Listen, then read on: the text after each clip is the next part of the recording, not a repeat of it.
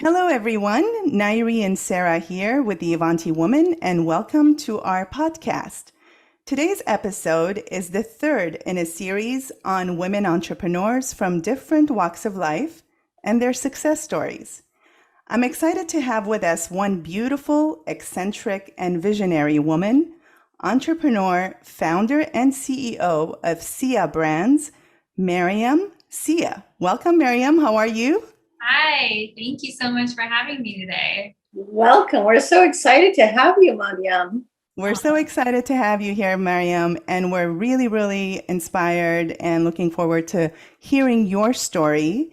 So tell us, where are you from? Where were you born? When did you come here? Give us a little bit of background and let us understand, your past, present, and how you actually became this phenomenal entrepreneur. Thank you so much. Yeah, so I'm Iranian. I was born in Iran, Tehran, Iran, and I came here during the revolution when it first started, like in the early 80s. Came here in 83, or no, I'm sorry, 85, I believe. And I was 4 years old. So I probably have the math wrong. Maybe it was 86. But I came here when I was 4, and that was during the time when they weren't even giving any visas out to anyone to come out of the country. And we just got super lucky. My dad sent my mom and I to Turkey to see if we can get a visa. And they weren't giving anybody any visas. And I was maybe like 2 years old at that time. And we went into the embassy, and the lady looked at my mom out of a huge crowd of like maybe thousands of people waiting to see if they can get visas. And she pulled my mom aside and said, "Come with me," and took her up to the front and asked to pick me up to see and look at my eyes for some odd reason. Ooh. So my mom picks me up and she looks over at me and she says, "Why do you want to go to America with your daughter?" And she said, I want a better future for my daughter. Like, I don't want her to grow up here during this war and everything that's going on. And so the lady looked at me and she said, "Oh, her eyes are so beautiful," and stamped her visa and said, "Welcome to America." And it was just such a crazy moment because nothing made sense as to why my mom was chosen out of that crowd, except for the love of God and his grace, I think. Divine intervention. Totally. And it was just meant to be for us to be here and for me to be here. And so I'm very grateful for that opportunity to come here. But when we did move here, my dad was still in Iran, couldn't get out of the country for a while. So it was just me and my mom living with my aunt for like a year or so. And then my dad finally made his way here. And then it was just a struggle, like that immigrant life of, your parents are struggling to survive and starting over, and not a lot of attention on the children. And as an only child, there just wasn't a lot of attention on me. It was more about, them working and putting food on the table and just surviving. So it was much more of a survival mode, I guess you could say. And so I was always very creative as a child, and just being an only child. I think that was my outlet, was just creativity. And I would sit in my room and just draw all day, or my imagination was exploding at that time, probably. Absolutely, totally. And my mom was an artist too, so I would watch her paint and draw, and so I wanted to be just like her. So I would copy everything that she would paint, and sometimes she would have, like, she'd finish a painting and then put it up on the wall, and then I would take my canvas and bring it over and try to copy it exactly the way that she had painted her painting. So that was fun. And then I remember my dad had a printing business at the time, and he used to always take me to work with him. Like, he would pick me up after school and take me to work with him, and taught me how to use Photoshop when I was very young. Yeah. And had me help him with like getting things ready to export for print and, things like that. So at a young age, I learned how to like use the computer and be kind of hands-on with my dad, and then was just always in that creative space of, they always encouraged me to use my creativity, because like my whole family, I come from a family of just like artists, and my dad owned galleries in Iran. Oh my goodness. So creative design is in your DNA, basically. Yes, I believe Yeah. so. I think What so. an amazing story. I mean, Nighty and I are immigrants as well. And Yeah. the story of coming to America, I think every immigrant has their story, but I mean, it's amazing. And like you said, it is divine intervention. You were chosen in a big crowd, you and your mom, and you came here. And I think, what do you, I want to ask, because just you said there was so much that you shared with us, an only child. You had to be creative. You were creative, your creative outlets, your parents influenced you, your mom and dad were entrepreneurs, and at a young age you saw how they worked. What are some of the values you think you got at such a young age that led to where you are today? Yeah, I think one of the values I got is to never compromise like who you are, and to really, I think it was ingrained in me to appreciate the gifts that I was given and to utilize them. So not try to be someone that I'm not. So authenticity was a huge value, like in my, Beautiful. in my household, to just be authentic and be who you are. Because, in Persian culture, it's like either you're a doctor, engineer, or lawyer. Those are the only things that are acceptable. Totally. Yeah. I think some other cultures will agree that Yeah. they're agreeing with the same things. So a lot of the Middle Eastern influence has that, be a doctor, be a lawyer, or anything. And that's amazing to really, follow your voice and your calling. But Yeah.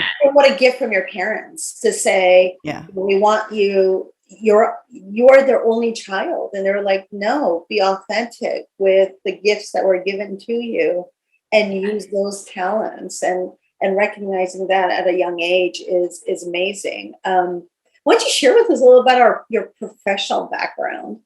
Professional background? Yeah, absolutely. So, like I said, I always loved to draw, paint, all those things growing up. And then in college, I wanted to just study fine arts. Like I thought I was just going to be a starving artist and, that's it. And my dad was like, no, you can't just be an artist. You have to make money, use your creativity, but you have to somehow make money. And so I ended up taking a graphic design class in community college just to see if I even like it. And I absolutely fell in love with it. Mm-hmm. So I realized, okay, design is what I want to do. And I loved marketing and I love to be a visionary. I just, for some reason, I think had the gift of seeing the future and like had just more of a visionary. So I went to Cal State Long Beach and applied for their design program. And I didn't get in the first time, but the second try I did. So went to school there for 4 years, and then out of school, so I studied visual communication and design.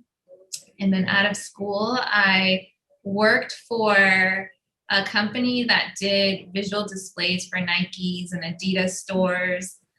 So it was a pretty cool job straight out of college, and I'm surprised I even got that so fast. But so I learned a lot in that time in my life. I learned a lot about production work and, not just designs and concepts, but more about like the hands-on stuff behind the scenes that we didn't learn in school.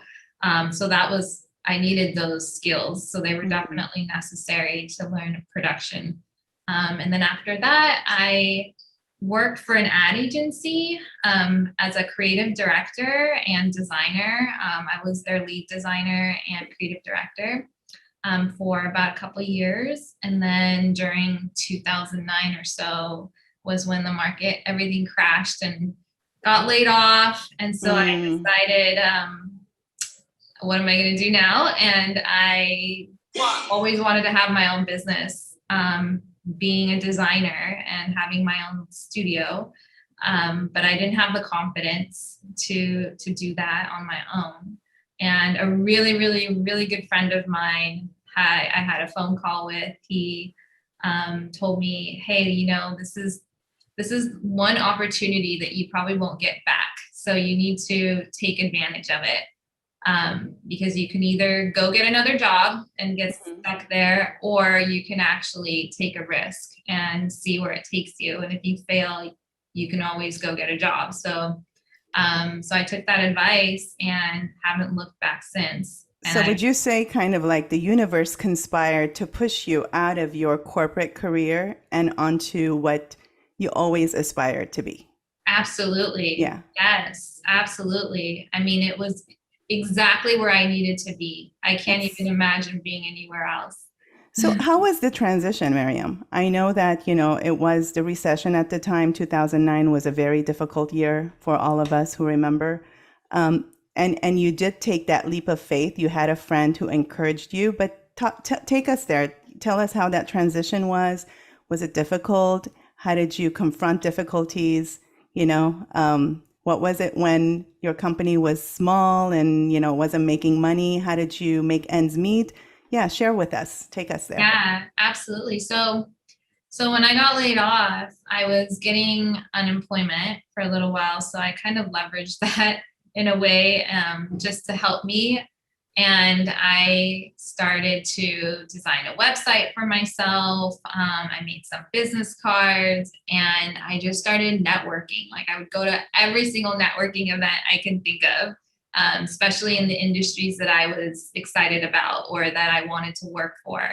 So I would show up with just business cards, and I would dress up, and, you know, I would just get to know people, and like, just, you know, relationships take you a long way, I believe. And so I would just meet people, get to know them. And I started to get referrals just by meeting people everywhere I would go. And so I started working, but I was working from home. So I didn't have an office or anything like that. And luckily I was living at my parents' house temporarily at that time. So I was able to save some money and just, you know, be able to take on freelance work as it came. And also I was still collecting unemployment. So it helped me a lot in that sense.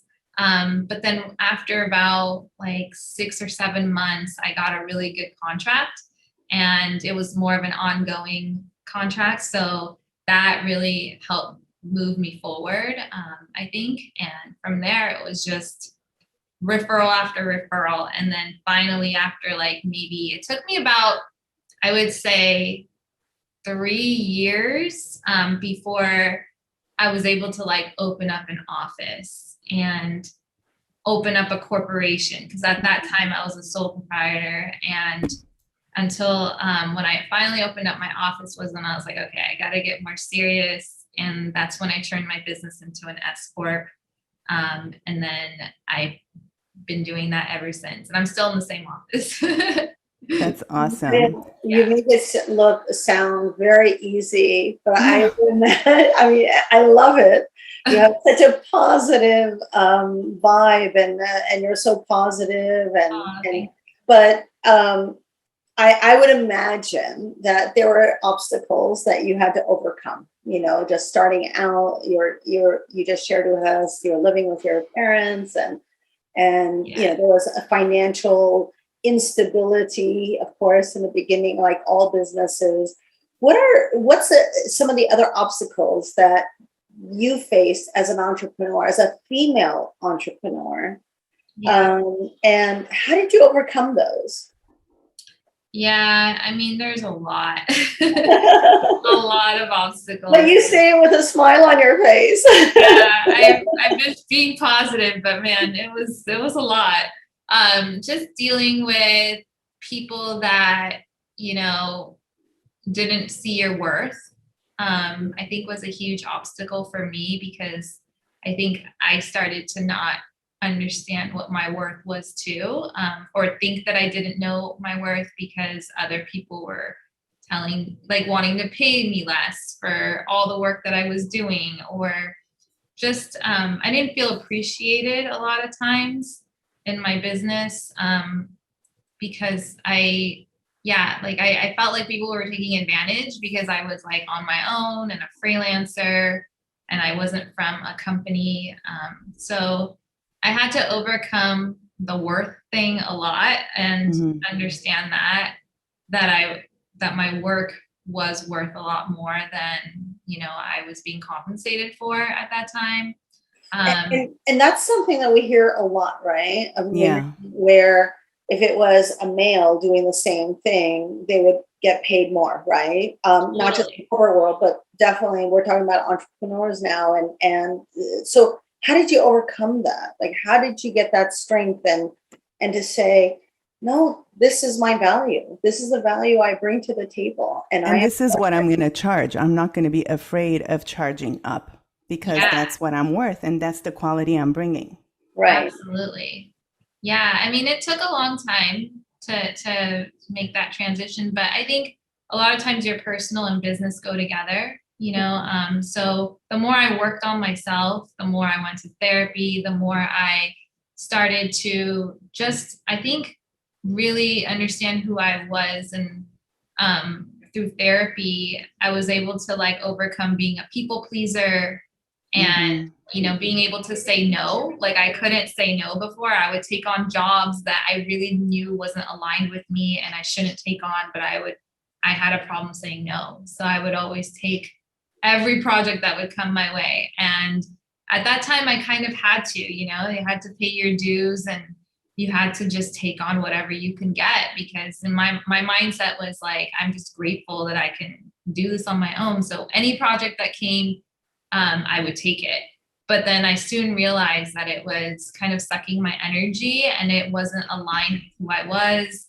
I wasn't getting compensated and it was affecting my self-worth. So I think through therapy and really getting to the root cause of some of the issues of my personal life, maybe growing up, started to affect my work as well. So then I was able to stand up and say no. I was able to have more confidence and I was able to, just, I guess, be able to charge more and be okay with that and like know that this is the time and value that, like my clients are getting, and it's okay that I'm charging this much instead of feeling bad that I would always feel bad that I was charging a certain amount, and so I had to get over that.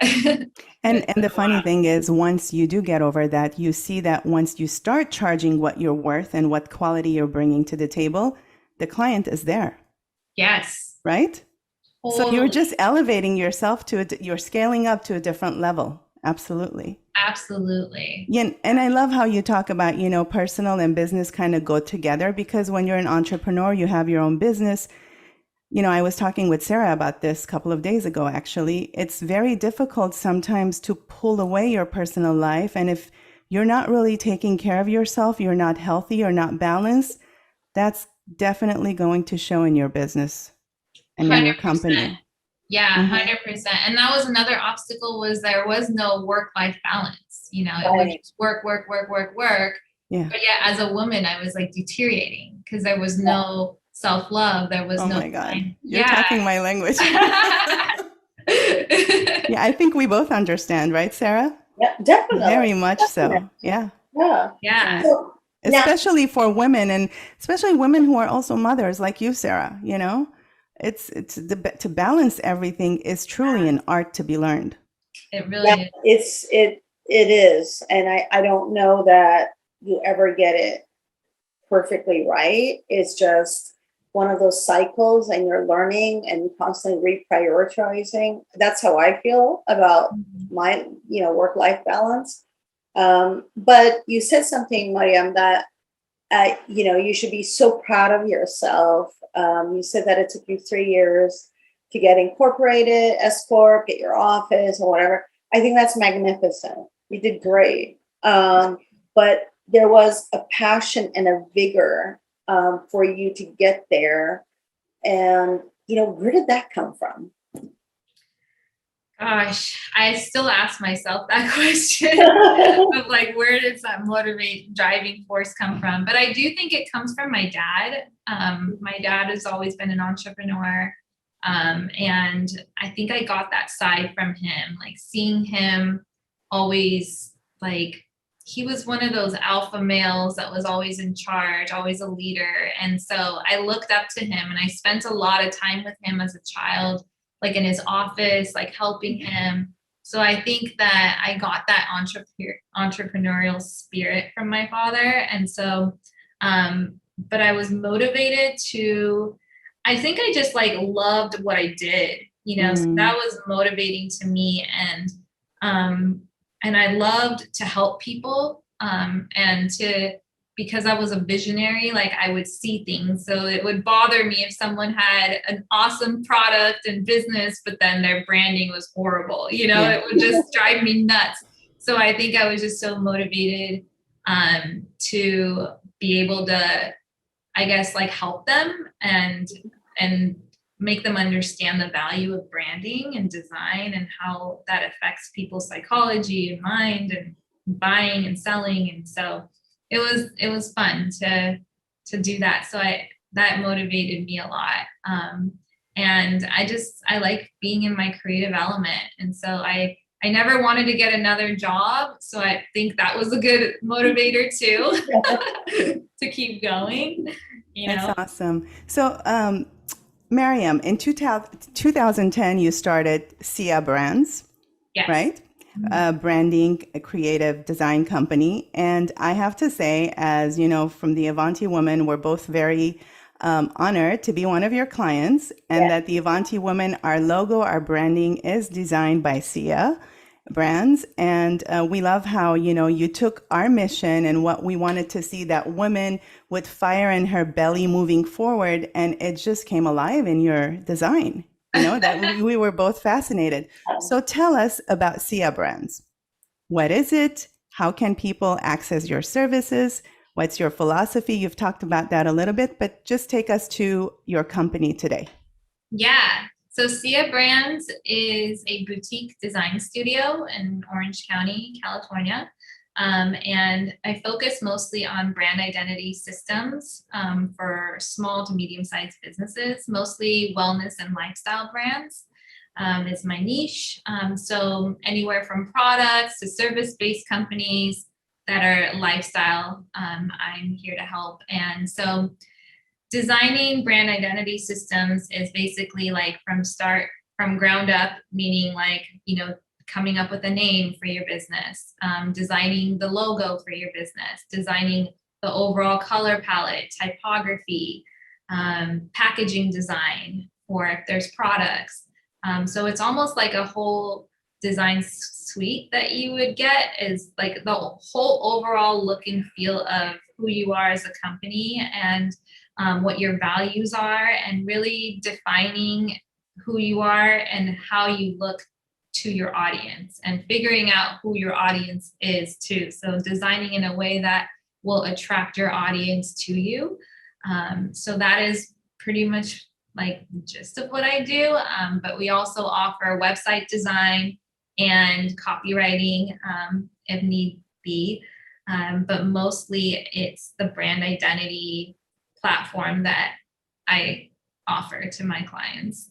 And I'm sorry, what was the second? Yeah. No, that's amazing. And, both Sarah and I can attest, it's been wonderful working with you. And I think, again, you have really brought life into the Avanti Woman through your branding and your design.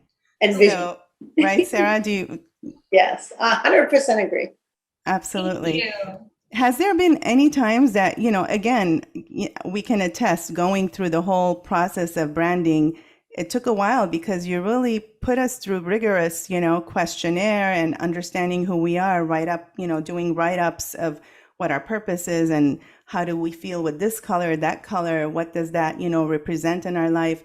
Has there been any times after that rigorous process that you say, I'm not going to work with this client, it's not a good match? Have you ever turned away people because it's not authentic? Yeah, I wish I could say yes, but I wasn't there yet. I think before I get to the process of asking questions, or going through my brand discovery, I kind of already know. So I use my intuition. Mm-hmm. Like if it's one thing that I'm trying to stick to is like wellness and lifestyle, right? Like I'm trying to stick to that's my niche. So if it's something outside of that realm, then I know it's not going to be a good match already. So before I even get into a brand discovery phase, I will know like, okay, this isn't the right fit. So I turn people away in that sense. But there is a new offering, service that I want to offer now, which is exactly what you're talking about. So it's a first phase. So for someone that's not ready to commit to a full brand package yet, I do want to offer a brand strategy package where it is just the brand questionnaire and maybe a mood board so that they can get an overall feel of who they are as a brand, and offer that as a service. And then that way we can actually decide afterwards whether we want to work with each other and keep going further or not. So that's probably a time where I can decide whether I want to work further. Great. And how can people reach out to you? Instagram, website, phone number, go ahead and. Yeah, my website is siabrands.com, or you can email me at Maryam@siabrands.com, or my Instagram handle is @siabrands. So either one. Beautiful. Go ahead, Sarah. So I was going to say, Maryam, what is there one advice you give to ladies who want to take that leap of faith and become an entrepreneur? One advice I would give.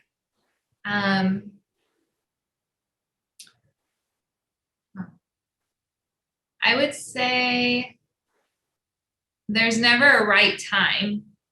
So just go for it and fake it till you make it.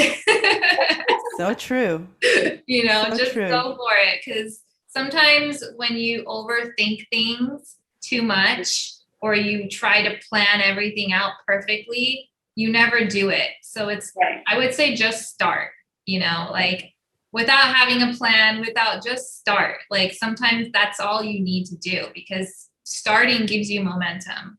Right. So then other things will fall into place.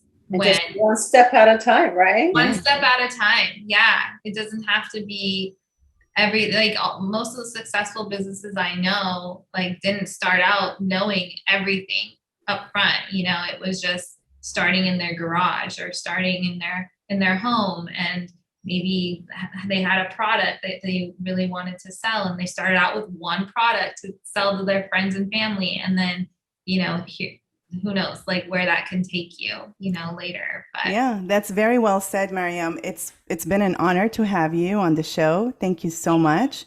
Thank you. We had a really good time learning from you, learning from your story, and we can't wait to have you on again in the future. Sarah, would you like to say any last minute? I loved it. I loved hearing all about your experience from coming to the United States all the way to becoming a young, successful entrepreneur, and the positivity around it. So thank you very much for sharing that with us. And I just have to say this too. I read a little bit about you, and some of the things that you have on the internet is, she talks about how she loves to sip on green tea, listen to music, travel, learn about the world, yoga, teaching dance, adventuring in the wilderness, exploring the best places to have a meal. And I think this wholesomeness, this energy that you have in your personal life, we both see it today. It really emanates into your career, in your corporate life. And it's just beautiful. It's this unspoken ease that there is about you that actually really, cascades into your, right? Absolutely. So again, thank you so much. And thank you everyone for tuning in.